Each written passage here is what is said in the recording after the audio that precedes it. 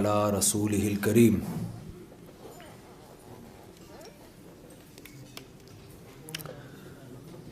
Sialkot chamber of commerce کے صدر صاحب اور وائس پریزیڈنٹ صاحب کا بہت شکریہ۔ صدر صاحب تو ہیں نہیں، ان کے کسی ریلیٹیو کی ڈیتھ ہوئی ہے، دل سے دعا ہے میت کی اللہ تعالیٰ مغفرت فرمائے اور ان کے لواحقین کو اللہ صبر کی توفیق عطا فرمائے۔ تو وائس پریزیڈنٹ اور جتنے بھی حضرات جنہوں نے ہمیں یہاں ویلکم کیا، ان کا تہہ دل سے بہت شکریہ، اور جو عزت آپ حضرات نے ہمیں دی ہے وہ انشاءاللہ ہم یاد رکھنے کی کوشش کریں گے۔ کوشش اس لیے کہ بہت سارے غم ہم نے پالے ہوئے ہیں، آپ کو ہم سے زیادہ پتہ ہے، تو اس لیے ہم اب وعدے نہیں کرتے، کوشش کے وعدے کرتے ہیں کہ پوری کوشش کریں گے۔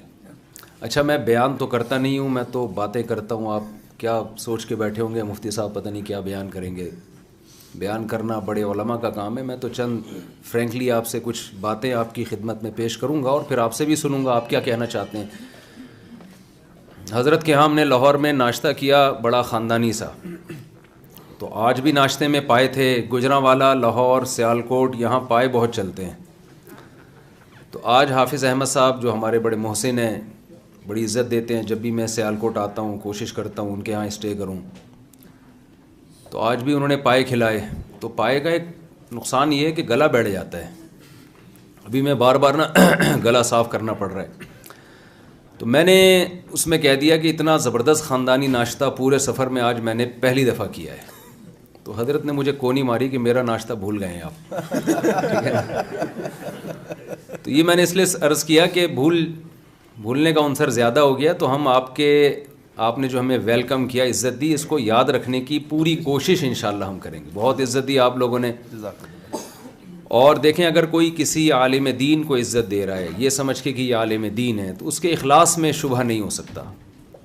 نبی صلی اللہ علیہ وسلم کے پاس ایک صحابی آئے، عرض کیا یا رسول اللہ الرجل یحب القوم ولیس منہم، ایک آدمی ہے کسی سے محبت کرتا ہے لیکن اس میں ہے نہیں، اس قوم کا نہیں ہے، اس گروپ کا نہیں ہے۔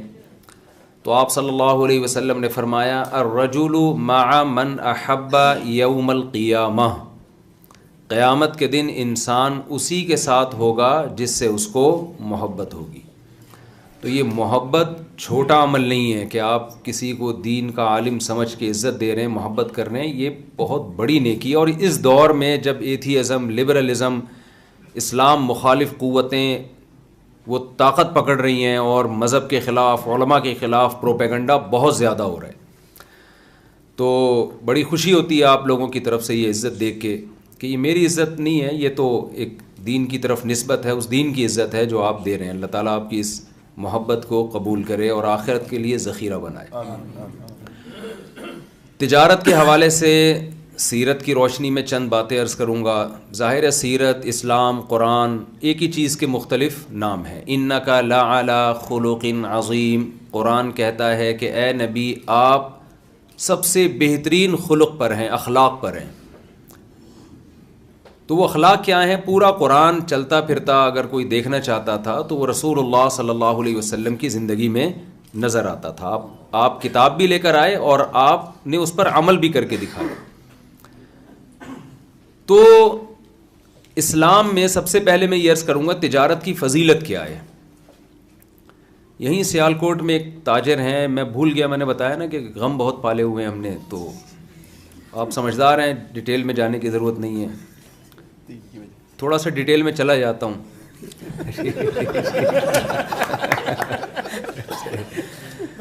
تو وہ ایک مولانا یاسر صاحب سنا دوں وہ جاپان والا واقعہ اگر آپ اجازت دیں۔ وہ ایک جاپان میں جو ہے نا، جاپان میں جیپنیز کو تازہ مچھلی کھانے کا بڑا شوق ہوتا ہے، تو وہاں ہوٹل والوں نے کیا کیا، سمندر کی مچھلیوں کو اسٹور کر کے بیچنا شروع کیا، وہ چلی نہیں۔ ہوٹل کے مالکان نے سوچا کہ یہ فش بکتی کیوں نہیں ہے، زیادہ لوگ کھاتے کیوں نہیں ہیں؟ تو جیپنیز آپ کو پتہ ہے ہر چیز میں تجزیہ کرتے ہیں، تو انہوں نے کہا بھائی مسئلہ یہ ہے کہ یہ تازہ مچھلی کھانے کے عادی ہیں، فریز مچھلی نہیں کھائیں گے یہ۔ تو تالاب بنائے گئے، اس میں مچھلیاں لا کے ڈالی گئیں، جب کسٹمر آتا تو بھی زندہ مچھلی پکڑ کے کھلا دی جاتی۔ یہ بھی کامیاب نہیں ہوا تجربہ، غور کیا گیا بھائی کیا مسئلہ ہے, ہم تو فریش فش کھلا رہے ہیں ان کو, انہی کے سامنے پکڑ کے دیتے ہیں, پھر بھی کامیاب نہیں ہے یہ. تو اندازہ ہوا کہ جی جو سمندر میں یہ ان کی حرکت ہے نا وہ بہت زیادہ ہے. تالاب میں تو ایک چھوٹا سا فاصلہ ہے, ڈسٹینس بہت کم ہے, ان کو موو کرنے کا زیادہ موقع ملتا نہیں ہے. تو سمندر کا ماحول کیسے بنائے وہی تالاب میں. تو کیا کیا کہ جی 8-10 مچھلیاں ہیں, ایک شارک مچھلی لا کے چھوڑ دی. وہ ایک شارک ان کو پکڑنے کے لیے نا ہر وقت ان کے پیچھے. اب پوری ایک پکڑن پکڑائی شروع ہو گئی. وہ مچھلیاں کبھی ادھر بھاگ رہی ہیں اپنی جان بچانے کے لیے, کبھی ادھر بھاگ رہی ہیں. یہ تجربہ کامیاب ہوا اور الحمدللہ مچھلی میں ٹیسٹ پیدا ہو گیا, کیونکہ فیٹ بھی پیدا نہیں ہو رہا تھا, وہ ان کی ایکسرسائز بہت ہو رہی تھی. تو آپ سوچیں ایک تالاب میں 4 مچھلیاں ہوں اور ایک شارک ہو, ان 4 کا کیا حال ہوا. اس کو اگر الٹا کر دیں, مچھلی ایک ہو اور شارک مچھلیاں 4 ہوں. تو ایک جو میرڈ آدمی ہے نا, شادی شدہ, اس کی مثال ایسے ہی ہے کہ وہ تالاب میں ایک مچھلی ہے اور بیگم کی مثال ہے شارک. وہ ہر وقت اس کو ٹریس کرتی ہے, کہاں جا رہے ہو, ابھی تک پہنچے کیوں نہیں. تو جس کے زیادہ بیویاں ہوں گی تو سمجھ لیں کہ مجھے اب یہاں کہہ رہے تھے کہ آپ تو اس میں ذرا موٹے لگتے ہیں, آپ تو بڑے باریک سے ہیں. تو ہم نے کہا جتنے ہیں اس پہ بھی اللہ کا شکر ادا کریں. آپ اگر اس پروسیس سے گزرے تو اتنے بھی نہیں رہیں گے. تو ہمیں کیا ملتا ہے سیرت میں رسول اللہ صلی اللہ علیہ وسلم کی؟ سب سے پہلی بات تجارت کی فضیلت. تجارت کی اسلام میں بہت فضیلت ہے. میں عرض کر رہا تھا کہ یہاں سیالکوٹ میں ایک تاجر تھے, میں بھول گیا وہ کون تھے. مجھے یہ بھی ہوتا ہے کہ وہ کہیں گے یار ہم سے کھانا بھی کھا لیا آپ نے اور پھر بھول گئے, کھا کے بھول گئے. تو جو بھی اگر یہاں موجود ہیں تو ان سے معذرت.